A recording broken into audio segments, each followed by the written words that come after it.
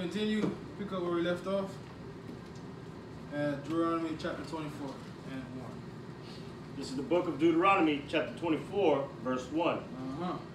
When a man hath taken a wife and married her, and it comes to pass that she finds no favor in his eyes, because he has found some uncleanliness in her, then let him write her a bill of divorce, and give it to her hand, and send her out of his house. Right. So give it to her in her hand and send her out. Right. So this is the written bill of divorce for any uncleanliness. So what is this talking about?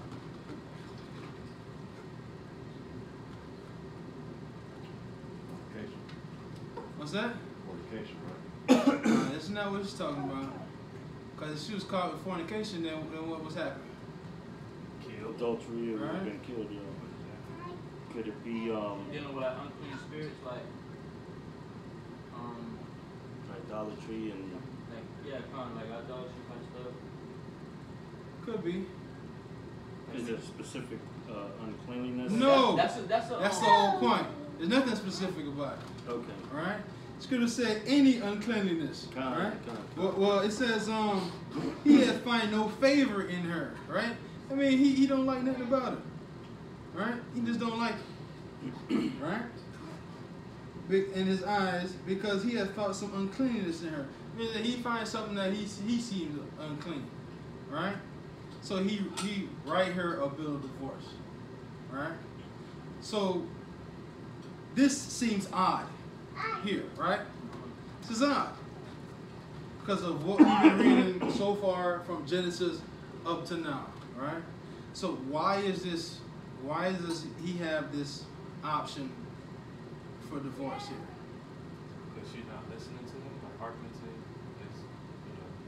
him. I mean, that could be it. But why is there now a way now? Okay, now you don't have to be with her anymore.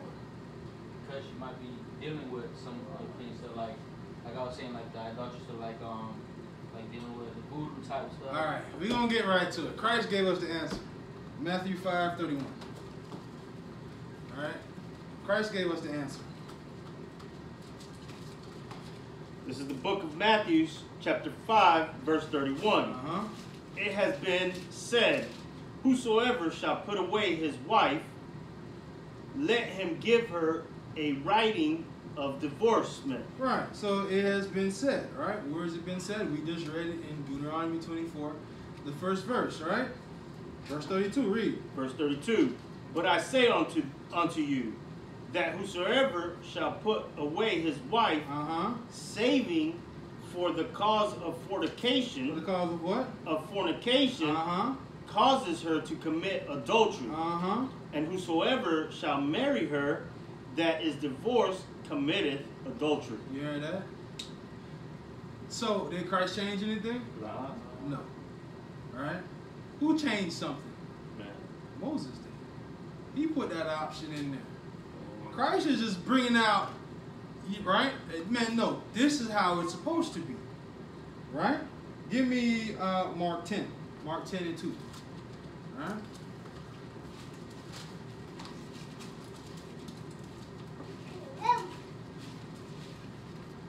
All right? This is how it's supposed to be. We're going to see what happened. All right? This is the book of Mark, chapter 10, verse 2. And the Pharisees came to him. Who? The Pharisees came to him. All right, so 9 times out of 10, man, the Pharisee coming in Hawashi, what? What he looking to do? Trying to trip him up on something, right? Read.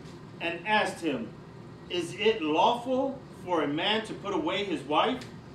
Tempting him. And he answered and said unto them, what did Moses command you? And they said, Moses suffered to write a bill of divorcement and to put her away. Right. So he said, what did Moses say? Moses said, write her a bill of divorce and send her away. Right? Read on. And Hawashi answered and said unto them, for the hardness of your heart he wrote you this precept. Read it again. For the hardness of your heart he wrote you this precept. So what does it mean when someone has a hard heart? Stubborn. A stony heart. Cold. Right? Yeah. Cold, stubborn. Can you work something out with someone with a cold heart? Loud. You can't. Right? Only evil could come of that. You understand what I'm saying? For the hardness of your heart, man. Because Israel is so wicked, man. Moses, so y'all wouldn't kill each other. You know what I mean? Situations come up. You don't want to talk about it. You know, you're hard now. Right? You want to get rid of her. What you going to do? Man, Moses said, all right, listen. If it's that bad, all right, give her a divorce in writing. Because of the heart, because of them being wicked. All right? Just because of them being wicked. All right? Read on. Verse 6. Uh-huh. But from the beginning. But from where? But from the beginning of creation, God made them male and female. Right. Most High made them male and female. To do what? Be fruitful and multiply, man. You understand? It's supposed to be like that forever. Read on. For this cause shall a man leave his father and mother and cleave to his wife. And they twain shall be one flesh. Right. So then they are no more twain, but one flesh. What therefore God, the Most High, has joined together, let not man put asunder. Right. So anytime a man and woman come together, no man can break that up. Right? There shouldn't be any way another man or another woman break up that man and that woman. You understand? That relationship is forever. Right? Give me back to Matthew. Go back to Matthew. Matthew 19. All right?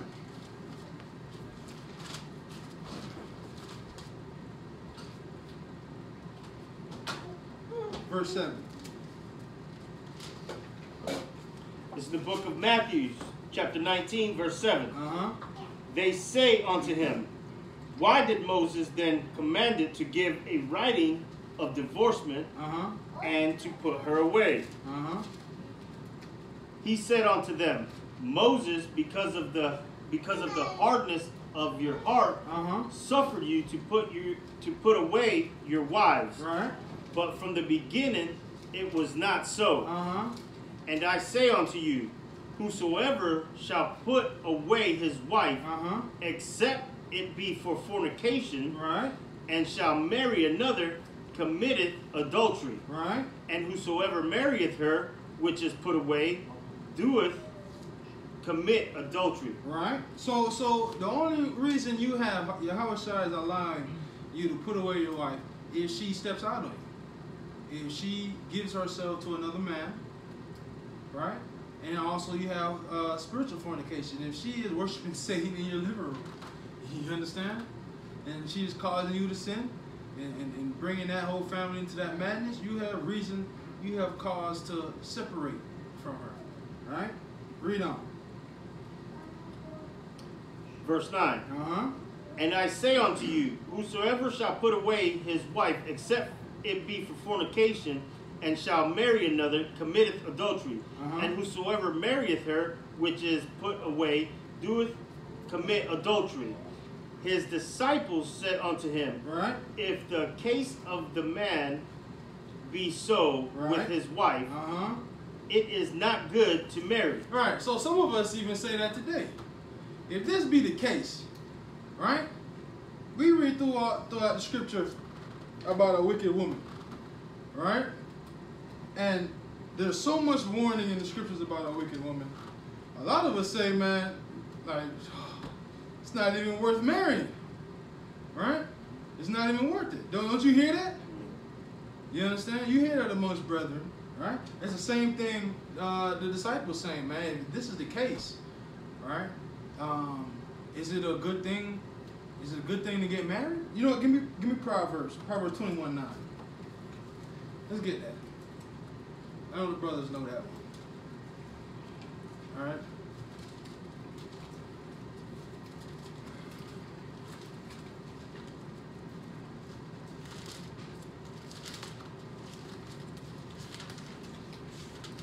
the book of Proverbs, chapter 21, verse 9. It is better to dwell in the corner of the house top than with a brawling woman in a wide house. Right, so if you got a brawling woman, a contentious woman, right, want to fight about everything, right, nothing pleases her. You got a big old house, right, it's better to live in the corner on the roof, man. All right, and you know, how many of us know that to be true? You understand? You see that, right? This is spiritual, right? Esau know this. Esau make millions of dollars on TV sitcoms, right? When you have this nagging woman and this man that's always in the garage. Why is he always in the garage? Because he can't stand his wife. You know what I'm saying? They make millions of dollars off of this. This is nothing new, right? This is nothing strange. So the disciples are asking, man, if it's like this, man, why even get married? Why even do this? Let's go back. Verse 11, right? Proverbs, you mean? Or, no. Matthew 19, yeah, 11. All right. If this is the case, man, you know, you're going to get a woman and you're going to try to do your best and she's just going to be a beast towards you, all right? What's the point of getting married? It's the book of Matthew, chapter 9, verse 11. And when the Pharisees saw it, they said unto his... You got 1911? Oh, 1911. Salak.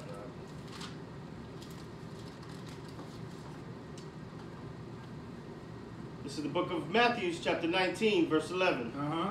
But he said unto them, all men cannot receive this, saying, save they to whom it is given. All right, so everybody's not going to understand what I'm about to say. All right, read. For there are some eunuchs, which were so born from their mother's womb. Right, so you have some eunuchs that were born out of their mother's womb, just like that in their condition, right? Read on. And there are some eunuchs which are made eunuchs of men. Right, so a man caused them to become a eunuch, right? Read on. And there be eunuchs which have made themselves eunuchs for the kingdom of heaven's sake. Right, so now you have some who decided to become a eunuch for the kingdom of heaven's sake, right? Read on. He that is able to receive it, let him receive it. Right, so what is... how I started talking. It has to be pertaining to the question he asked, right? So what is he saying here? Give me 1 Corinthians 7. What's he saying here? Not all brothers can be with your wife. Yeah?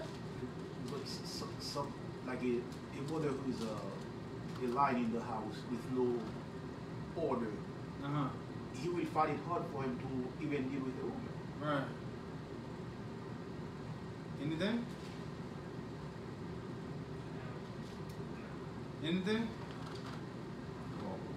You going with what he said? Some brothers can't get married. Right. Different situations for everybody. Not born, yeah. All right. Different situations for everybody. Well, what's good for me may not be good for you.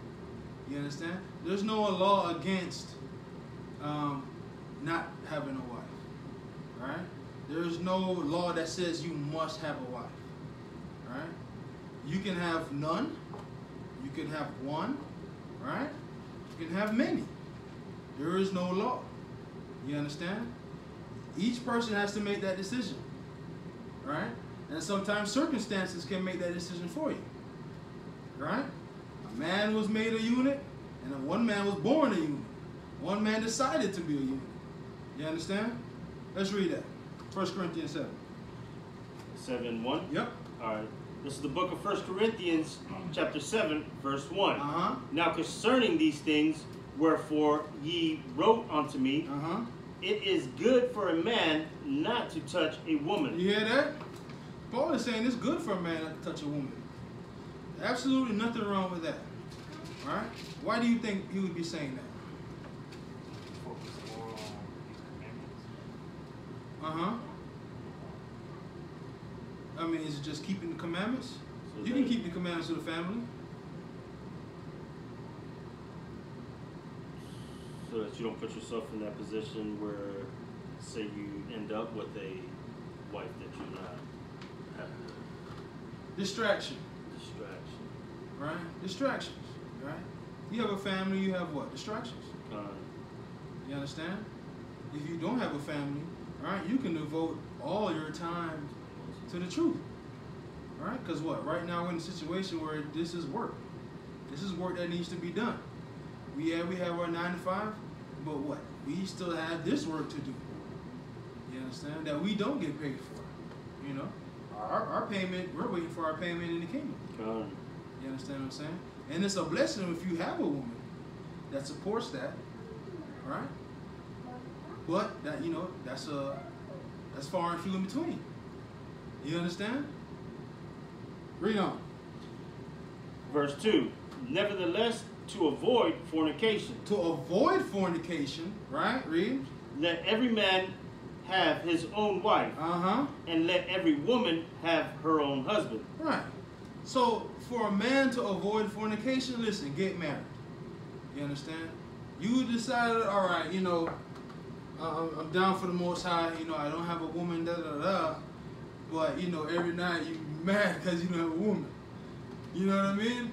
You always angry, you frustrated, this and that, because you need a woman, right?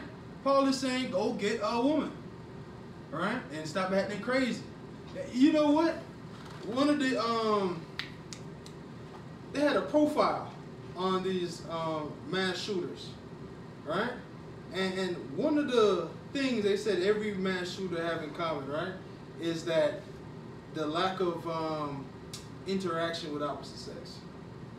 You understand? The lack of attention that the man gets from women. He doesn't feel like women are attracted to him. You understand? Or because, you know, somebody may have dissed him or something. You know what I'm saying? Go look it up. The profile. That's always in there. Every last one of them.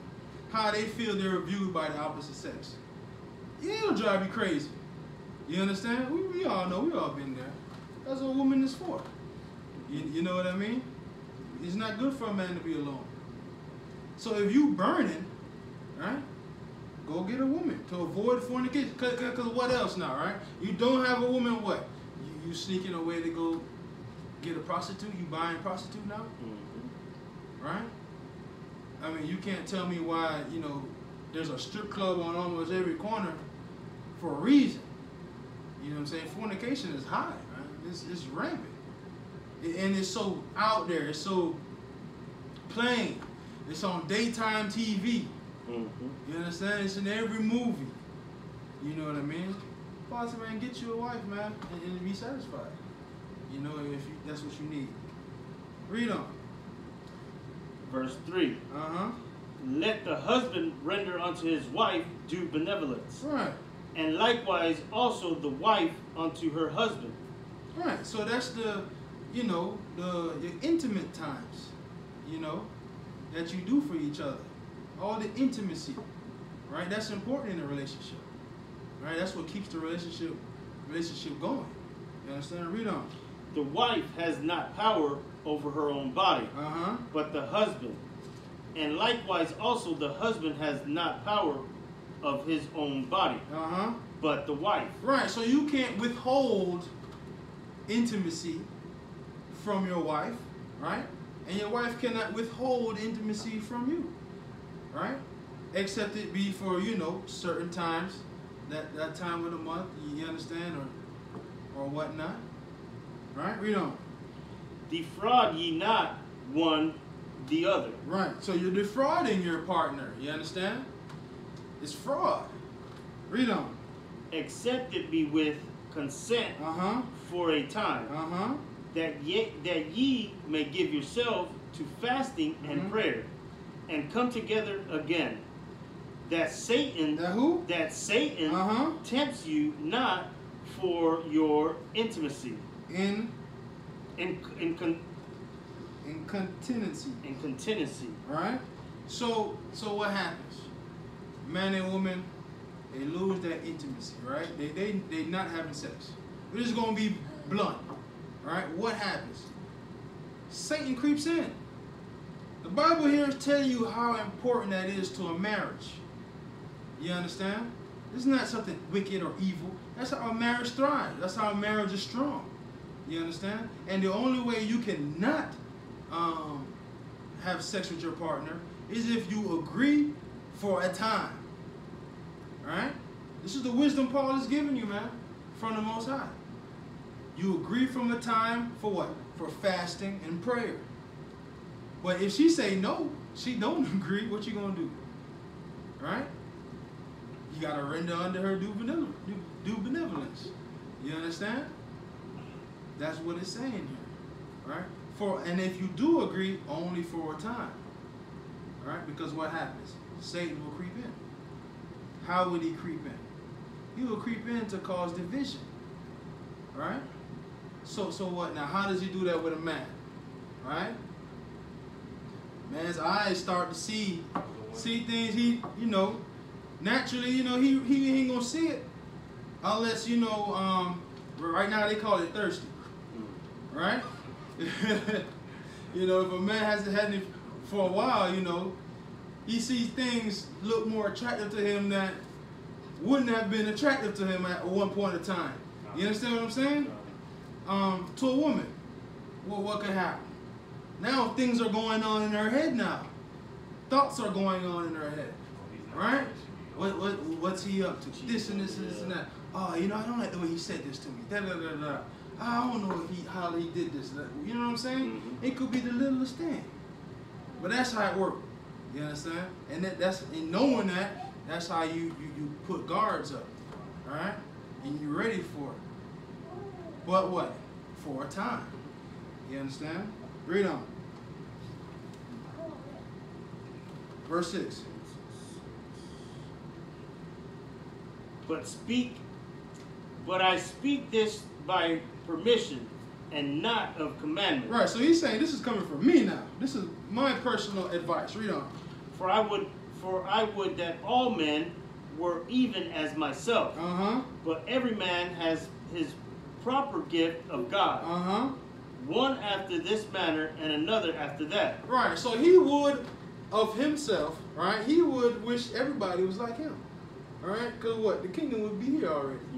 All hell would have broken loose. You know what I'm saying? Bring this kingdom down to his knees. But what happened? Other brothers got different gifts. You know what I mean? Everything is different for every brother. Every brother's not the same. Every brother can't be like Paul. You know what I mean? Alright. Let's go back to the portion. Alright.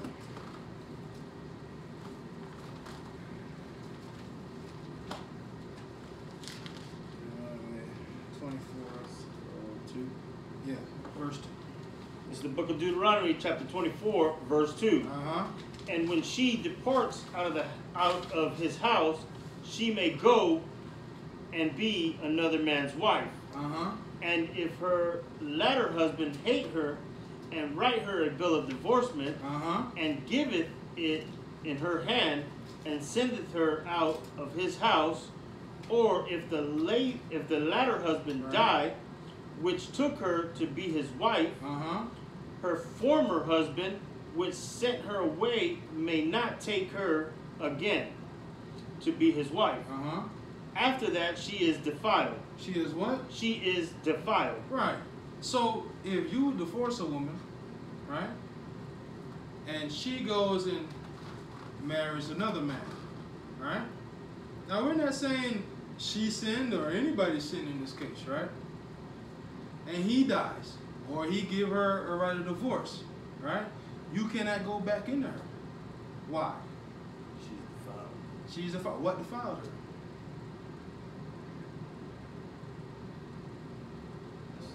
That man. That man did. Right? It's the same reason that if you lay hold on a virgin, right, you did not go to her father and make an agreement. You just spit game to her, at a party, right?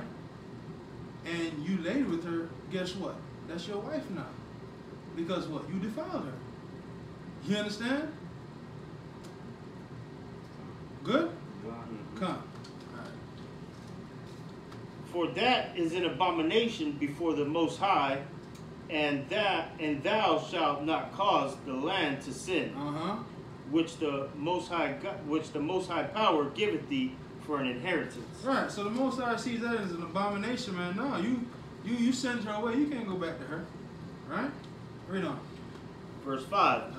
When a man hath taken a new wife, he shall not go out to war. Neither shall he be charged with any business, but he shall be free at home 1 year. Right. And shall cheer up his wife which he has taken. Shall do what? Cheer up his wife which he has taken. Right, man. So we all understand what that means. Right? In this society, you call it honeymoon. Right? But what? For that year, man, it's, you're trying to, make some babies. You know what I mean? And you're going to enjoy that time. You can't be charged with any business. Now, what nation has this law? Huh? Why should this be done away with? Isn't this a righteous thing? Man's about to go to war. He got a wife. He telling me he can't be with his wife. His wife can't enjoy him. Right? And hopefully have a child. It happens a lot in service and stuff. People, they get a wife and stuff so she can get the benefits, and then they go off to war and they die. And she don't have any kids, but she just got what's left over from the service. So it happens a lot too. Right. You understand?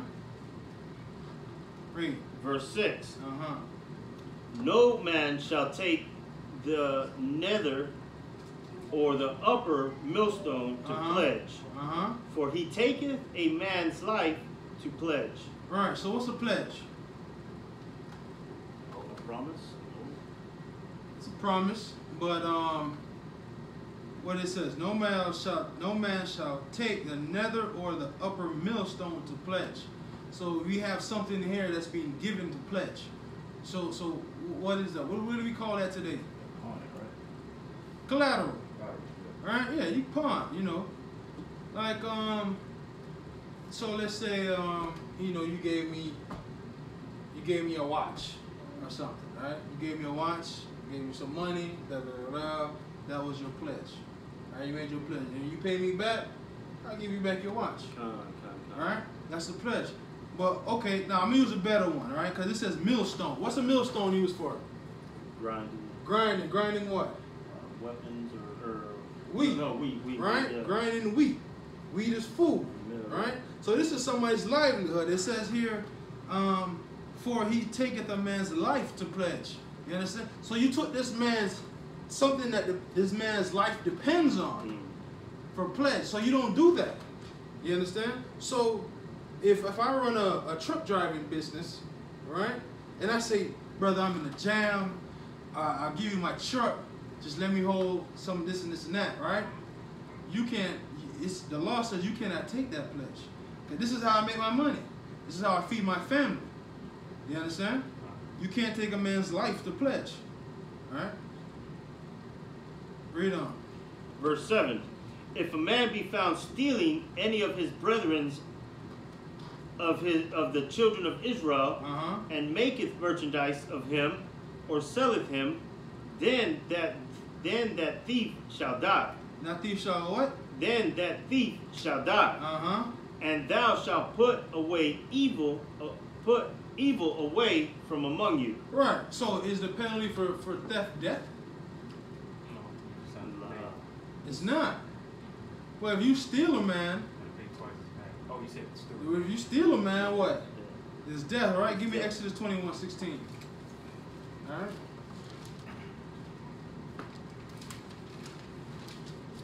All right. Because Esau ain't going to have no way out of this thing. People are always looking to bring Esau in, right? Yeah, he's broken every rule, if it even applied to him. He broke it, right? Read. This is the book of Exodus, chapter 21, verse 16. And he that stealeth the man, and selleth him, or if he be found in his hands, he shall surely be put to death. He shall what? He shall surely be put to death. Right, he shall surely be put to death, man. All right? Because, simply stealing is not a crime punishable by death. All right? You just have to pay back, what you stole. I thought it was Right? Yeah, plus 1. Yeah. Right? Is it double? Or the 5th part? Principle and the 5th part. Right. Principle in the 5th part. Give me Proverbs 6. Alright, cause I know the Proverbs. Proverbs 6.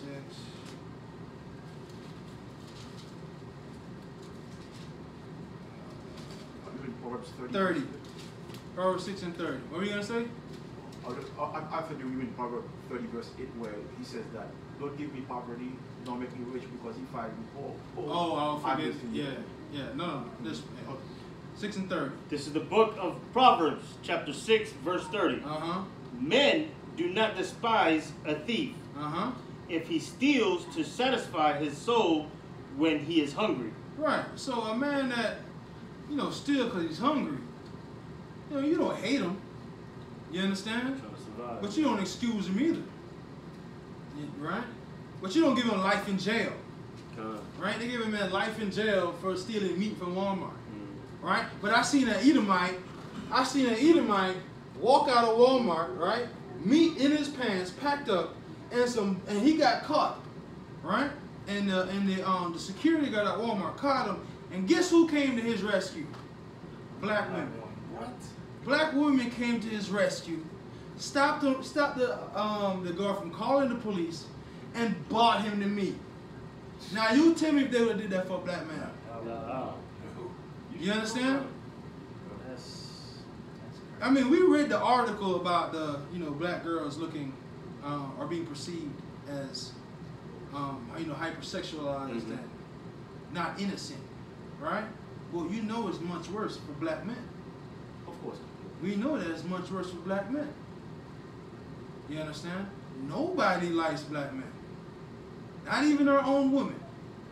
You understand? Not our own mothers, not our own daughters. You understand? Read. Verse 31. But if he be found, he shall restore sevenfold. He shall give all the substance of his house. Right. So, he has to pay back.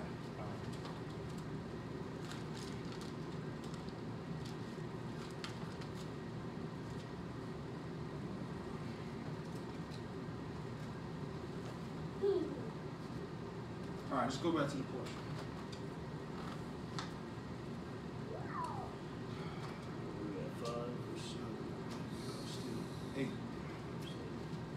This is the book of Deuteronomy, chapter 24, verse 8. Take heed in the plague of leprosy, that thou observes diligently, and do according to all that the priests, the Levites, shall teach you. As I commanded them, so ye shall observe to do. Right, so the laws of leprosy, I believe, is Leviticus 13 and 14, right? Yeah. This is what Moses is reminding us of, right? Do what the Levites tell you to do. Read on. Verse 9. Remember that the Lord thy power did unto Miriam by the way after that ye were come forth out of Egypt. Right, so what did the Most High do to Miriam? Hit her with leprosy. Why? She spoke against Moses. Right? Well, why didn't Aaron get hit with leprosy? He got hit with the sword. Why didn't Aaron get hit with leprosy? They both were murmuring. They both spoke up. Miriam got hit. Oh, he repented, didn't he? He said, sorry, not put his curse on him. Listen. No, he begged the Most High, like, why you put, please don't curse Miriam like this. Alright? Because, listen, there's a order to things. Women have to be in a certain order. We're dealing with men. You understand?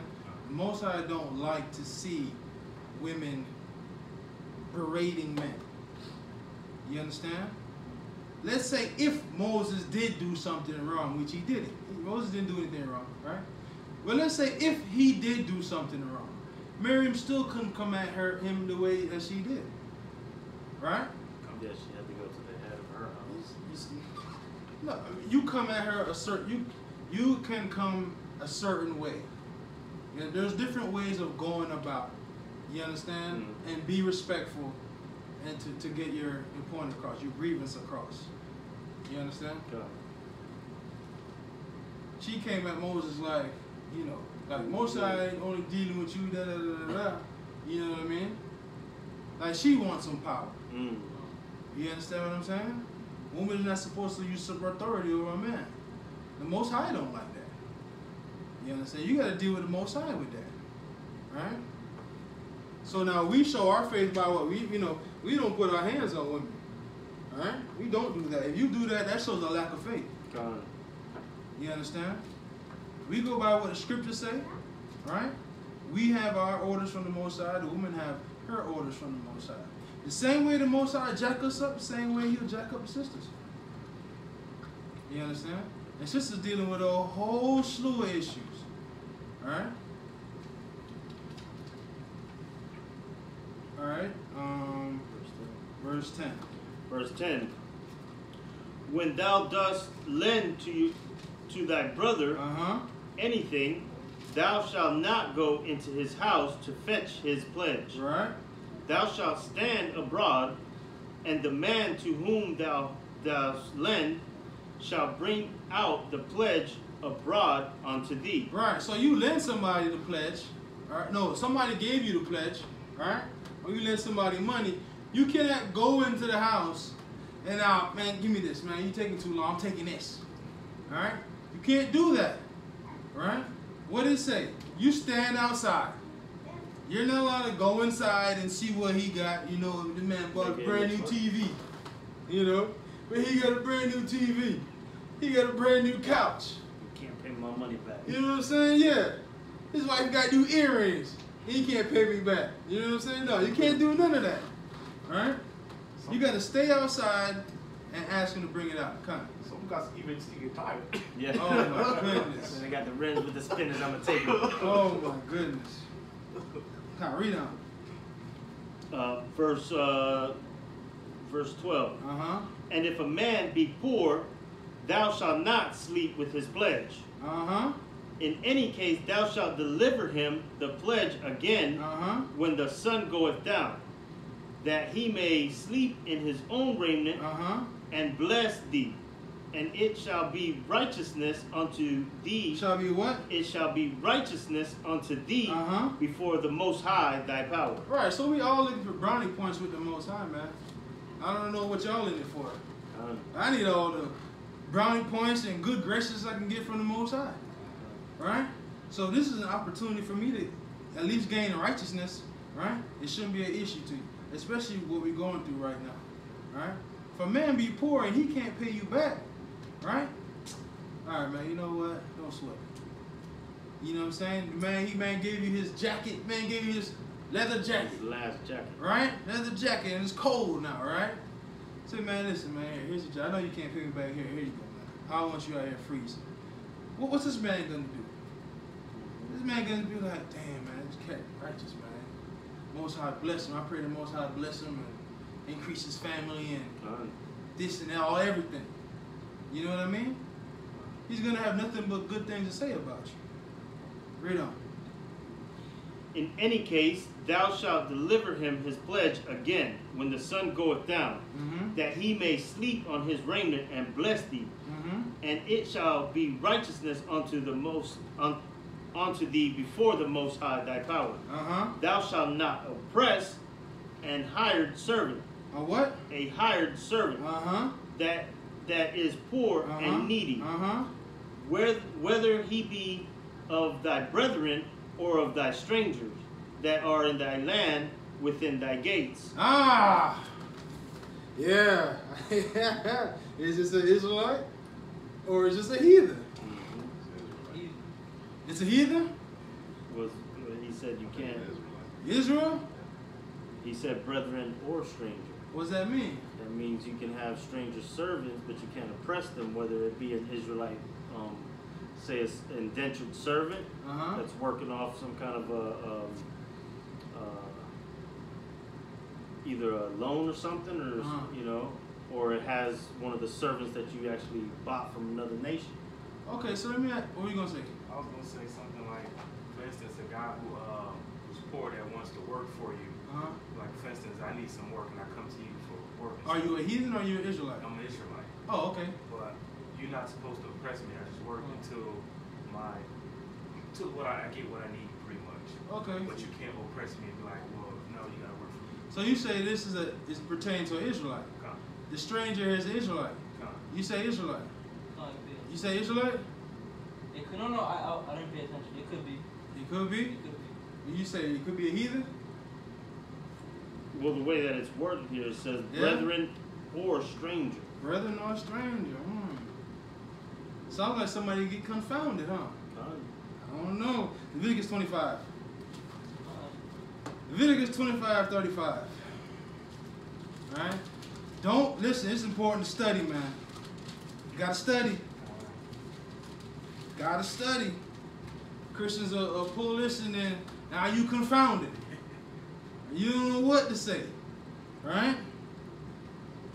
25:35. Read that. This is the book of Leviticus, chapter 35, or 25, verse 35. And if thy brother be waxed poor, and fallen in decay with thee, then thou shalt relieve him. Yeah. Yea, though he be a stranger. He be a what? A stranger. He be a what? A stranger. Listen, y'all write this down, man. Your brother waxing poor, though he be a stranger, read on. Or a sojourner, that he may live with thee. Read on.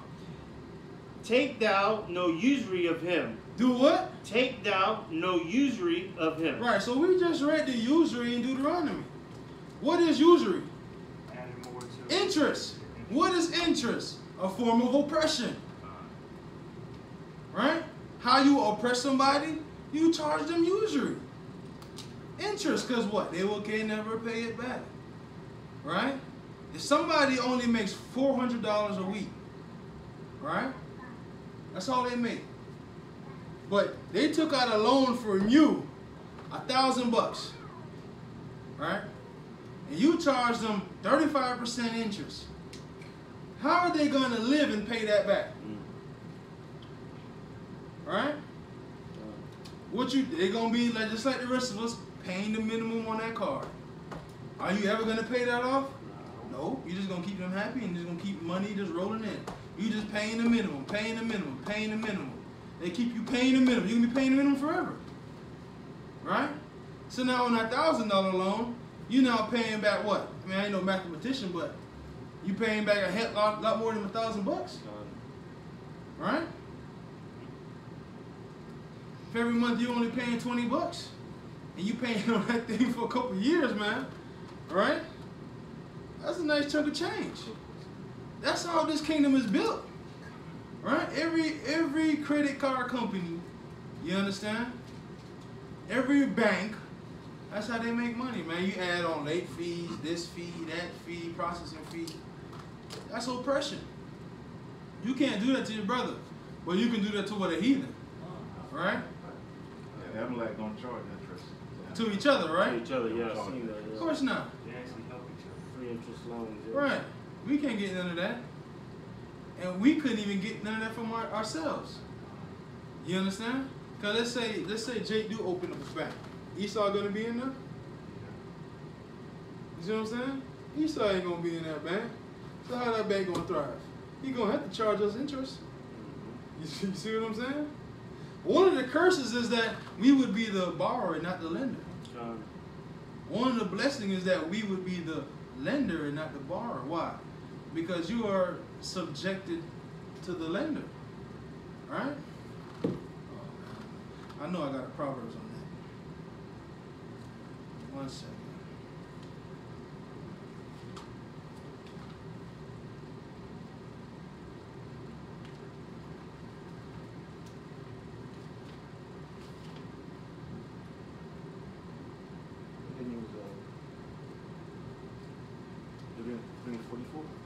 What's that?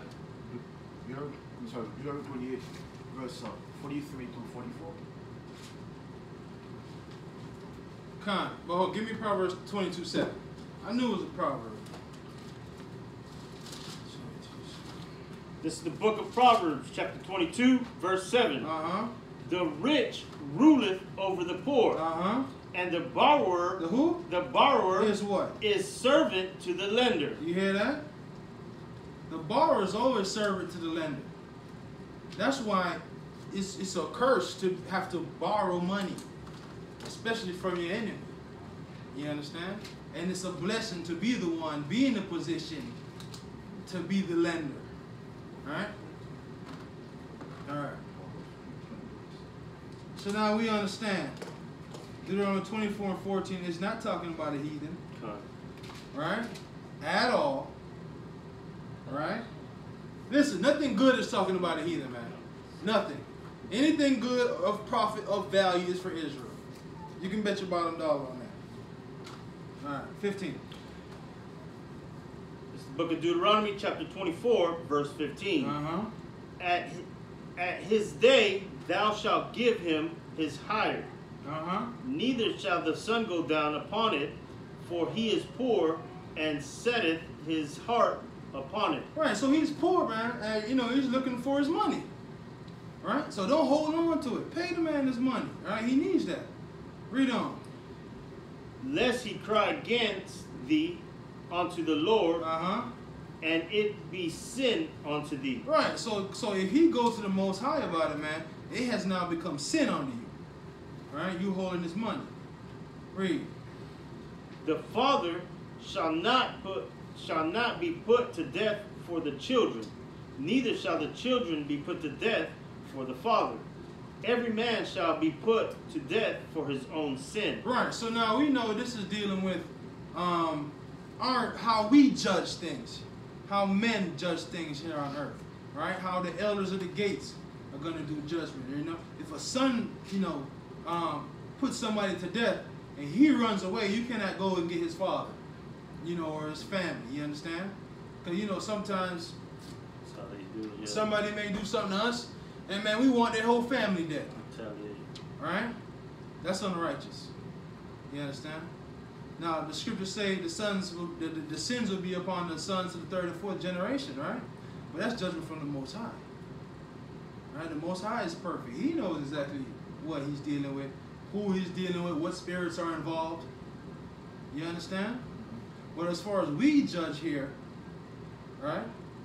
We cannot judge a man, because of the action of somebody else. Because a lot of people will say, oh, this is why Christ couldn't die for you. Right? Because you can't die for somebody else's sins. You understand what I'm saying? But that's total nonsense. Right? Because it was prophesied in the same Old Testament that they believe in that a man would suffer for his nation. Right? 17. Thou shalt not pervert the judgment of the stranger, nor of the father, nor take a widow's raiment to pledge. Right. So, pervert the judgment of a stranger, somebody who is in a strange land, right? You don't treat him harshly. You don't judge a matter just because, he's not from around here. He's still your brother, right?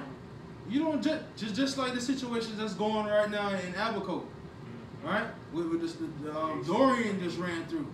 There's a whole community of Levites that live on that island, of so-called Haitians that live on that island. And the Bahamians on it, the Benjamites on that island, like they treat them poorly. You understand? They call that place over there the mud. The mud, yeah. You understand? So they doing all kind of things with their visas, trying to deport them and do all kind of stuff with them because they're a stranger in the land. You understand? So that's perverting the judgment. Nor the fatherless, because somebody doesn't have a father now, right? You're going to say, X, Y, and Z. You're going to be harsher on him, right? Or even be less. The judgment is the judgment, whatever it is, right? We don't show partiality or favor. You understand? That's perverting. That's adding or taking away, right? Read on. Verse 18. But thou shalt remember that thou hast a bondman, was a bondman in Egypt, and the Most High Power redeemed thee thence. Therefore I command thee, do this thing. Right. So he keeps reminding us, man, you know, we were bondmen in Egypt. Basically, look where you came from. Right? I brought you up out of that, and now, man, listen, you have resources to lend somebody. Now you have a vineyard. Right? You're doing okay. Don't mess it up. Remember, you were in Egypt. It was a whole lot worse. All right? Read on. Verse 19. When thou cuttest down thine harvest in thy field, and hast forgot a sheaf in the field, thou shalt not go again to fetch it. Right. So if you go and harvest, of tomatoes, right? And you forgot a section. You know, you forgot an area to get it. Don't go back out there and get it. Right?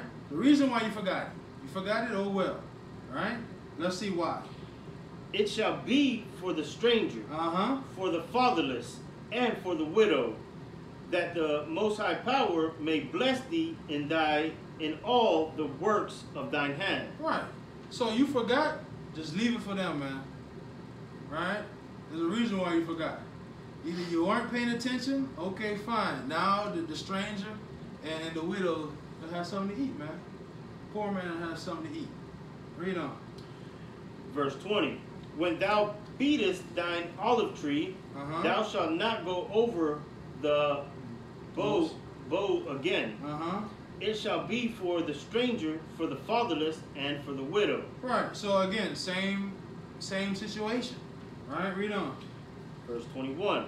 When thou gatherest the grapes of the vineyard, thou shalt not glean it afterward. It shall be for the stranger, for the fatherless, and for the widow. Right. Don't take every single grape, even the one that fell on the floor, man. Right? Read on. Verse 22. And thou shalt remember that thou wast a bondman in the land of Egypt. Therefore I command thee to do this thing. Again, remember where you came from. Right? Remember where you came from. You don't have to have this vineyard. You know what I'm saying? The only reason why you have it is because I gave it to you. Alright? Alright, chapter 25, verse 1. This is the book of Deuteronomy, chapter 25, verse 1. If there be a controversy between men, and they come unto judgment, that the judges may judge them, then they shall justify the righteous and condemn the wicked. Right. Verse 2. And it shall be, if the wicked man be worthy to be beaten, that the judge shall cause him to lie down and to be beaten before his face, according to his fault, by a certain number. Right. 40 stripes he may give him, and not exceed less. Not exceed less. Not exceed less. If he should exceed and beat him above these with many stripes, then thy brother should seem vile unto thee. Right. So, a man, a wicked man, he's deemed wicked, and he's beaten 40 stripes. All right? That's the maximum number. All right? Read on. Thou shalt not muzzle the ox when he treadeth out the corn. Right. What's going on here? The ox he's eating out the corn of the field. Is that what it is? And he said don't muzzle him. Yeah. What's a muzzle? It's a mouth cover. The mouth cover, right? So they can't do what? Can't. You see it on dogs, so they can't bite. Right? While the muzzle, not the ox, when he treadeth out the corn, what's he doing? The corn. No, he's working. He's working. Right? Let the ox eat while he's working. You understand what I'm saying? Why stop him from he's treading. Why stop him? Right? You know, that's something they did to us, man. You can Google, you could probably Google slave muzzle, right? They did this a lot in Haiti, right? When they would cut sugar cane, they put a mask over their face so they couldn't eat any sugar cane while they're cutting the cane. You heard of that? Yeah, pretty much. Yeah, this is right. Something that is coming. Esau has been doing this for a while. Absolutely. Right? You telling me all the cane that's being cut out there in the sun, You know, you're gonna fault the man for stopping eating the sugar cane? If while the sugar is being, if they find that you take some to taste, that finger may be cut. They may cut that finger off. Right, so they cut your finger off and they see you tasting the sugar cane. Alright? So what's the wisdom in this? Alright? Wouldn't the ox work longer? Yeah, harder. Right? The ox would work longer and harder for you. You know, as he's going through, right? And he give a little snack. eat, you know, chewing and going as he's going. You get more workout, more productivity out of him. You understand? So how would we use this today? Huh? How would we use this?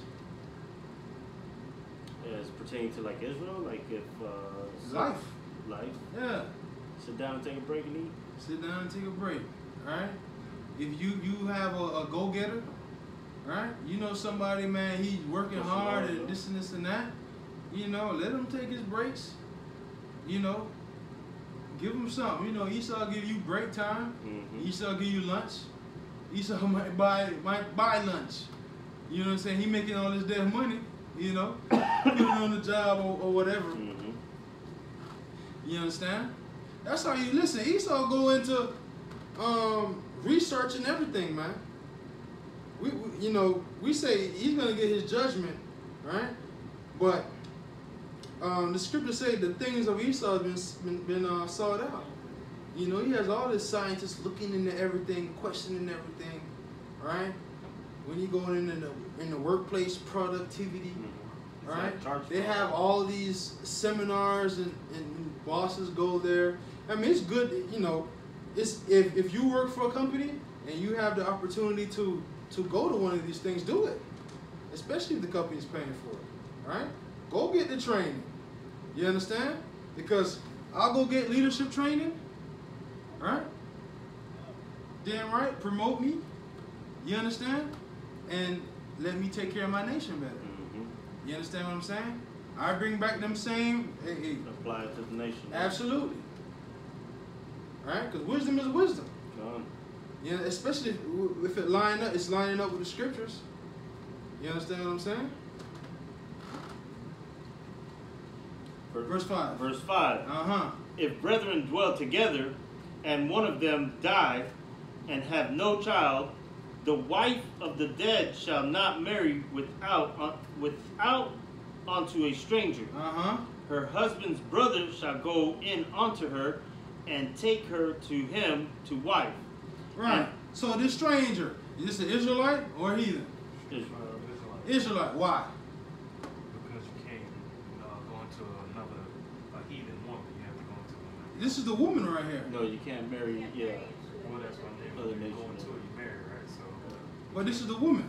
The husband's dead. Well, it's because of the seed of the brother is bringing forth the nation. Read it again. Read it again. If a brethren dwell together, and one of them die, and have no child, the wife of the dead shall not marry without unto a stranger. Right, she doesn't have a child. And her husband is dead. She's free to marry whoever she wants, right? What's the stranger right here? Is this an Israelite or a heathen? It's a stranger. Which one is it?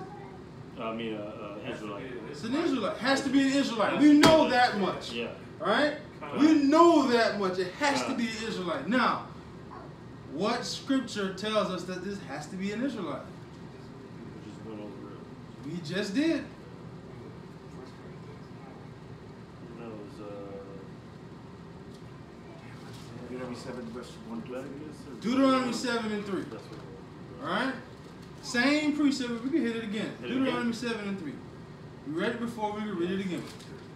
That's how you know this stranger here has to be an Israelite. Alright? Every time I see stranger, man, we gotta write down that verse Deuteronomy and 7 make sure 3. we know 7 and 3. Neither? Yeah, that one. Right? Okay. Deuteronomy 7 and 3. Neither shalt thou make marriages with them. With who? The other nations. Alright? Verse 1 and 2 listed out all these 7 nations. Read on. Thy daughters thou shalt not give unto his sons, Uh-huh. nor his daughters shalt thou take unto thy sons. Right, you can drop that. So it's clear. We already have a law substantiating that a woman or a man cannot marry a heathen. So this stranger right here, we know it's an Israelite. Alright? Read on. Her husband's brother shall go in unto her, and take her to him to wife, and perform the duties of an husband, brother unto her. Right. To perform the duty of a husband's brother unto her. Right? So now why is that? So that his brother's house can, his seed can, his name can live on. Right? And if inheritance goes to him, right? It's supposed to go to that brother. It would not go to his son. That's what a righteous brother would do. You understand? But that wife, she has the option. Right? She has the option to stay or she can leave. Right? Give me Genesis 38.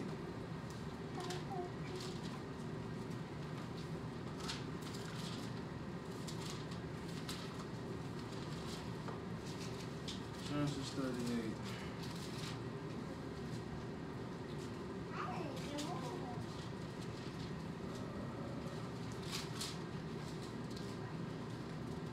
Start at 6.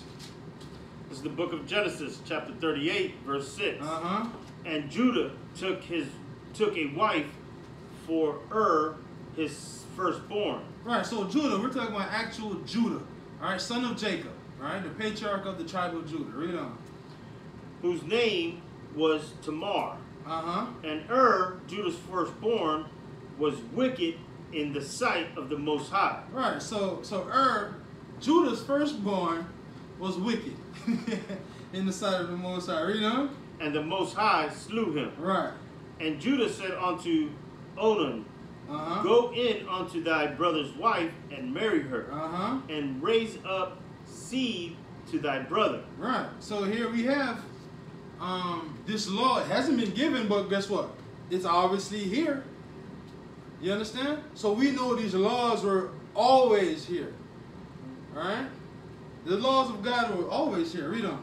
And Onan knew that the seed should not be his. And it came to pass, when he went in unto his brother's wife, that he spilled it on the ground, lest that he should give seed to his brother.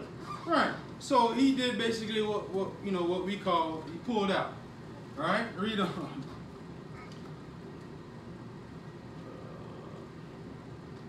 And the thing which he did displeased the Most High. Right. Wherefore he slew him also. Right. So it was displeasing to the Most High. Right. You understand? And the Most High slew him. He killed him. All right. Let's go back. Verse 6. This is the book of Deuteronomy, chapter 25, verse 6. And it shall be that the firstborn which she beareth shall succeed in the name of his brother, which is dead, that his name be not put out of Israel. Right, so you see, Onan knew that seed would not be his. You understand? He would be raising up seed in his brother's stead. Right? Read on. And if the man like not to take his brother's wife, then let his brother's wife go up to the gate unto the elders, and say, my husband's brother refuseth to raise up unto his brother a name in Israel. He will not perform the duties of my husband's brother. Right. Then the elders of his city shall call him and speak unto him. And if he stands to it and say, I like not to take her. Right, so she bring him up to judgment. She brought out the accusation. Listen, he doesn't want to raise up seed for his brother. And he goes up and he admits it, right? Read on. Verse 9.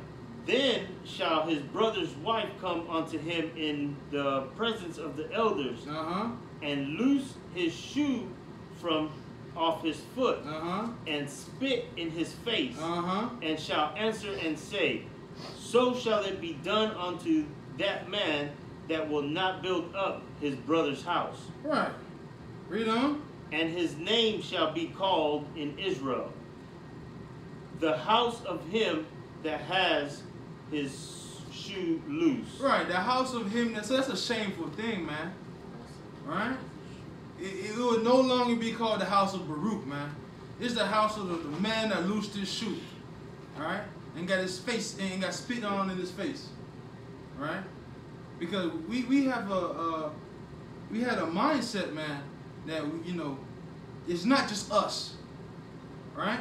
It's all of us. It's a nation thing, yeah. Right? It's all of us. Right? Especially when it comes to your blood brother. You're in your house. You're born from the same father. You understand? And your father, your older brother, your brother for that matter, doesn't have a son. You telling me you don't want your brother's name to live on? You hate your brother that much? You understand? You don't want his name to live on? Right? Read on. Verse 11. Verse 11.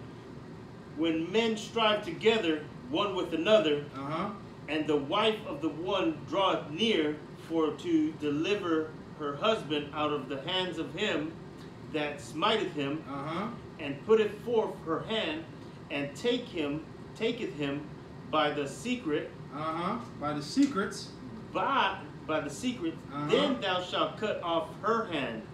Thine eye shall not pity her. Right, so what's going on here? Right, two men fighting, and she tries to deliver him, right? And the only way she knows how, you understand, she's not going to box with him. Right, so what does she do? She grabs him by the secret parts. You understand? Most I say to do what?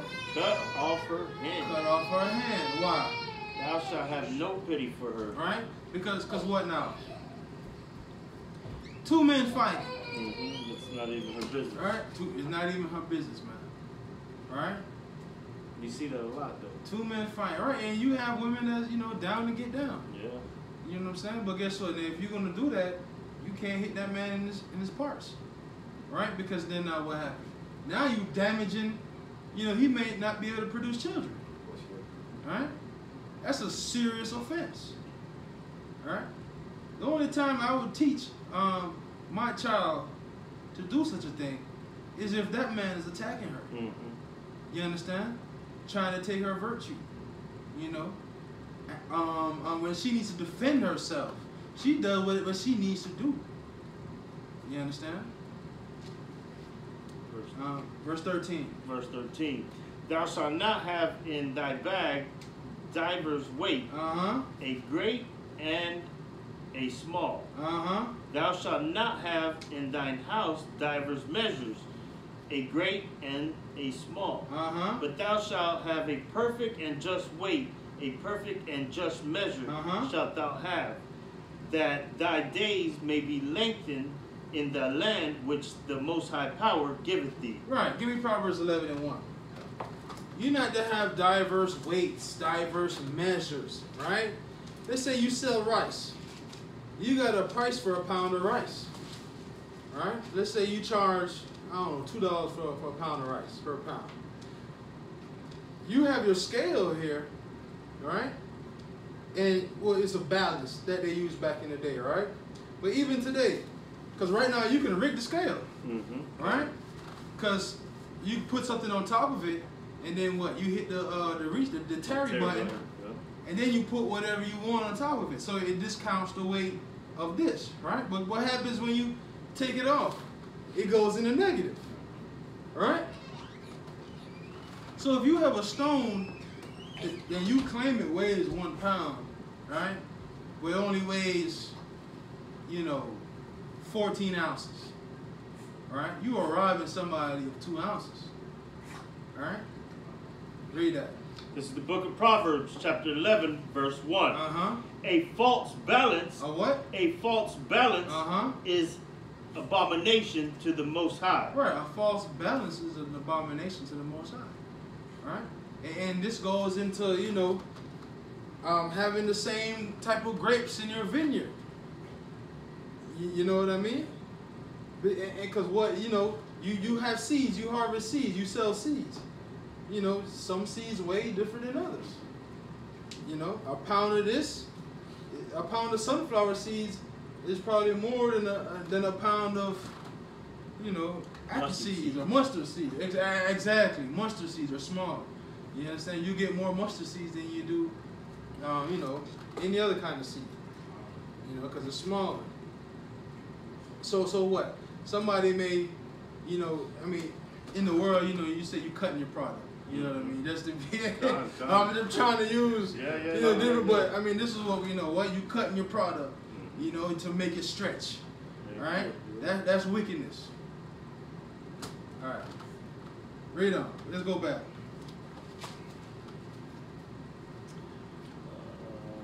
13, 14, 15.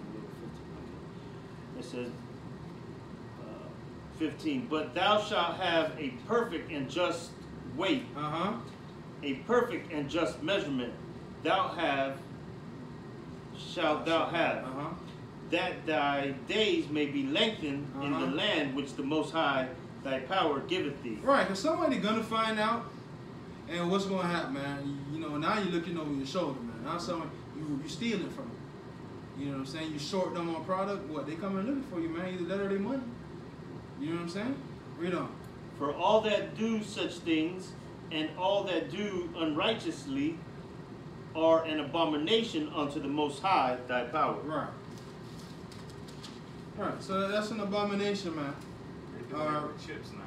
What's that? They're doing that with chip bags. They give you more air than chips. Yeah, they pump the bag up in air. You think this big old bag. I remember when I was a kid, man.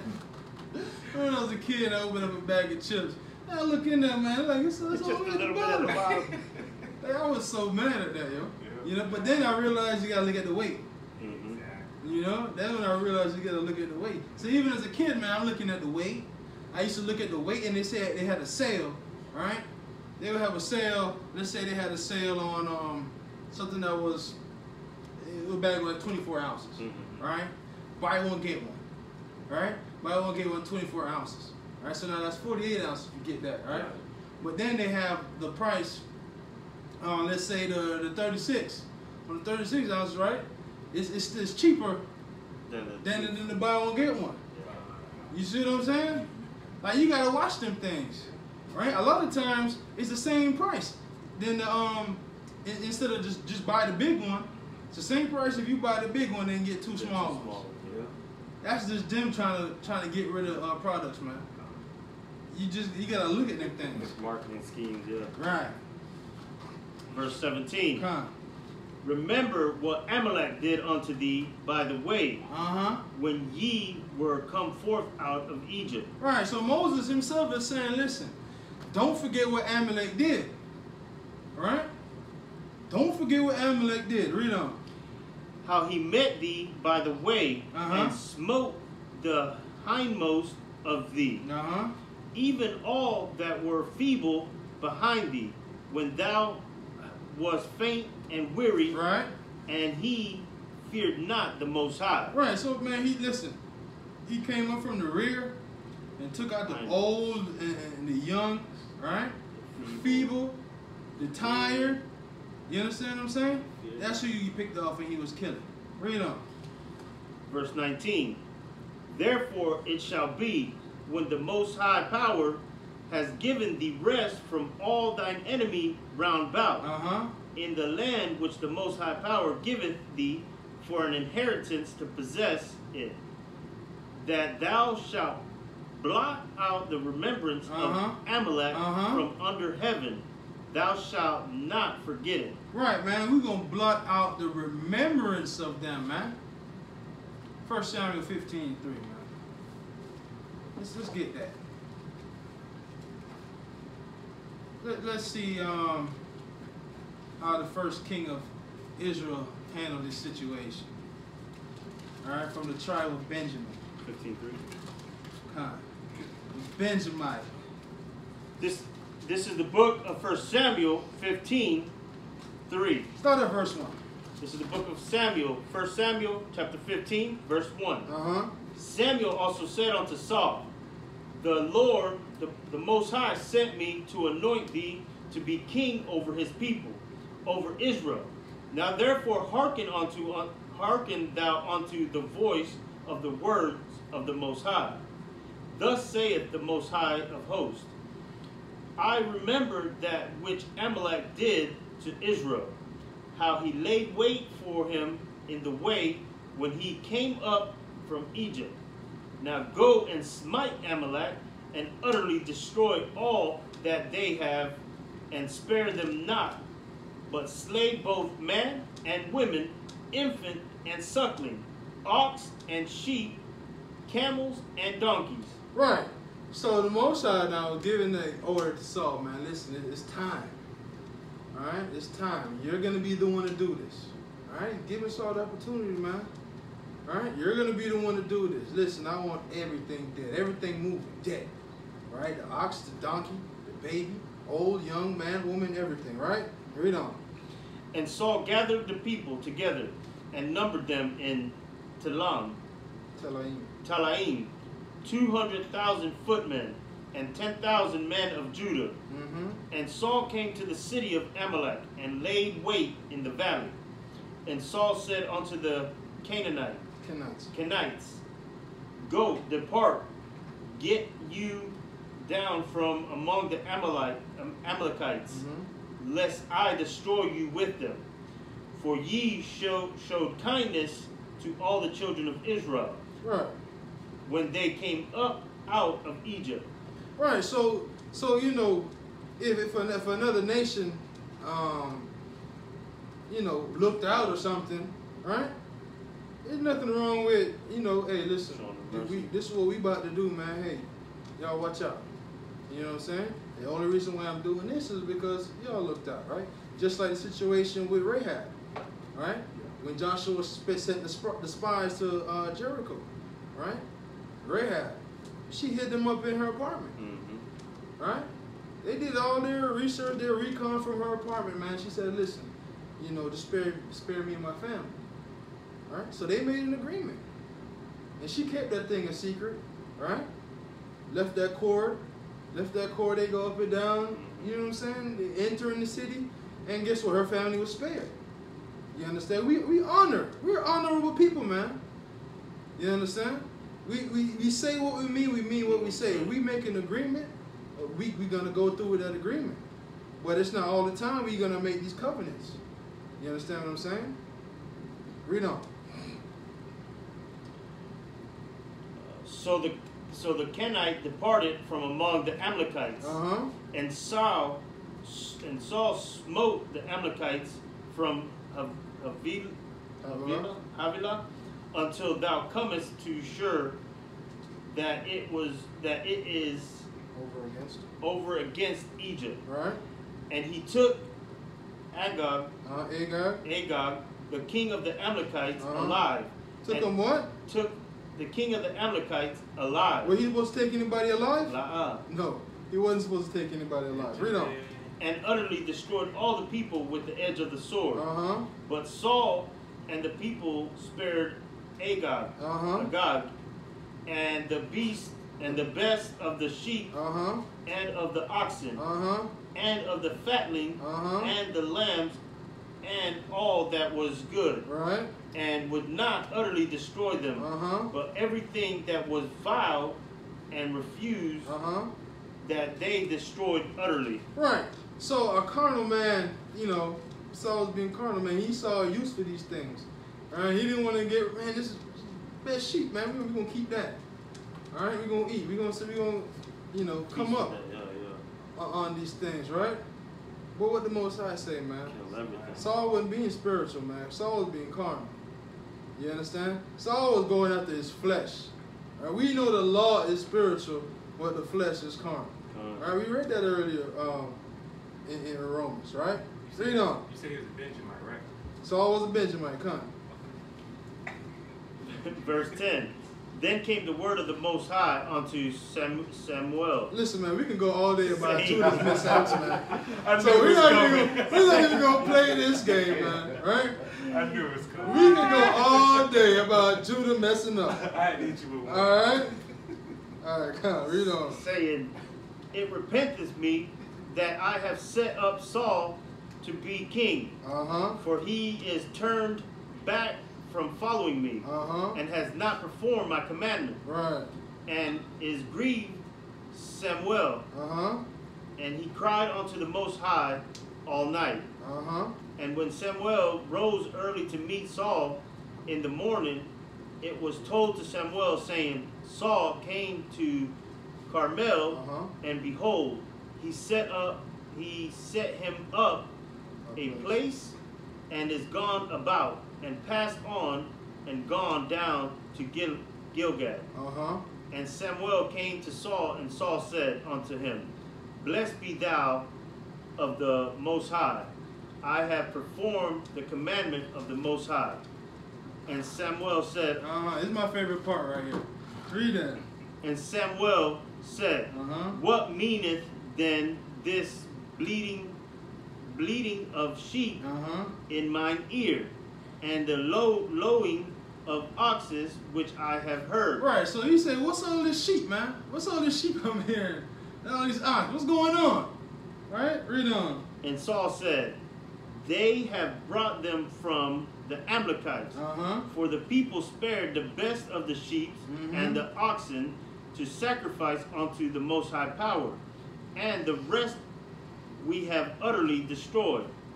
Then Samuel said unto Saul, Stay, and I will tell thee what the Most High has said to me this night.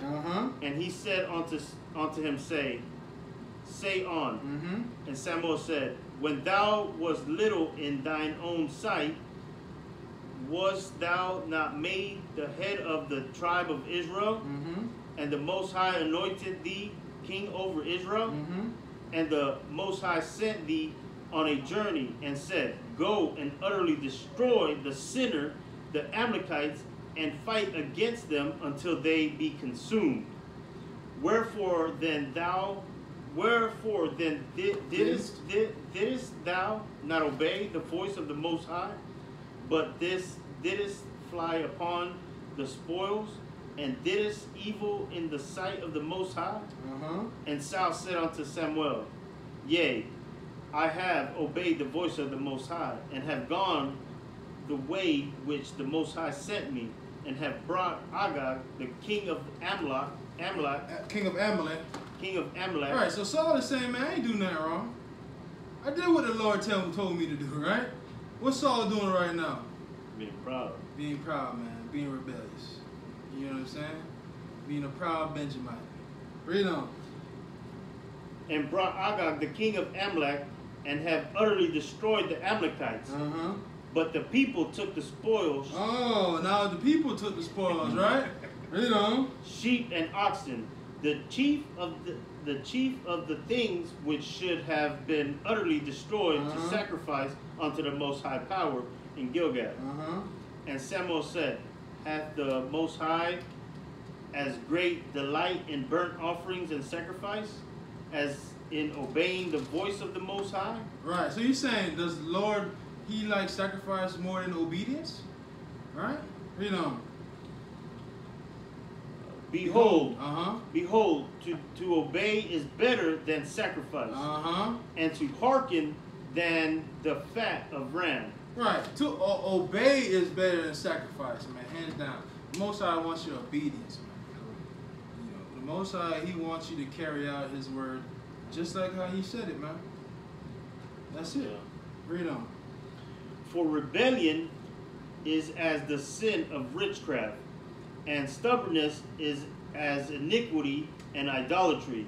Because thou hast rejected the word of the Most High, he has also rejected thee from being king. Right, so eventually Saul lost his kingship, and the crown would now pass to the house of David.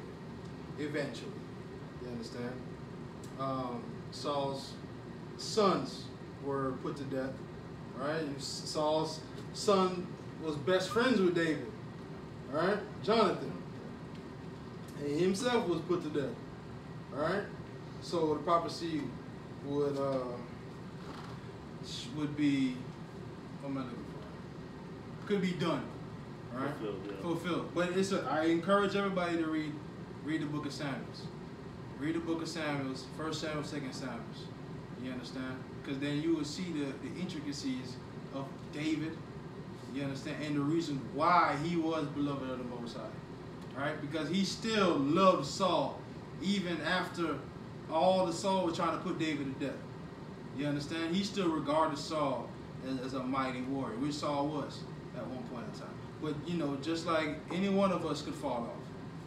We in this truth now, we go into battle now, but any one of us, you know what I'm saying, can fall out of the Most High's favor. You know, we've seen it. All right? A lot of us have seen it amongst the camp. Young brothers falling out. Ain't even talking about old men, elders falling out, you know. So we all need to have thank the Most High for mercy. So this concludes the portion for today. Yeah, one more chapter. No, that was it. 25. Yeah, kind of. That was it. Yeah, so that concludes today's portion.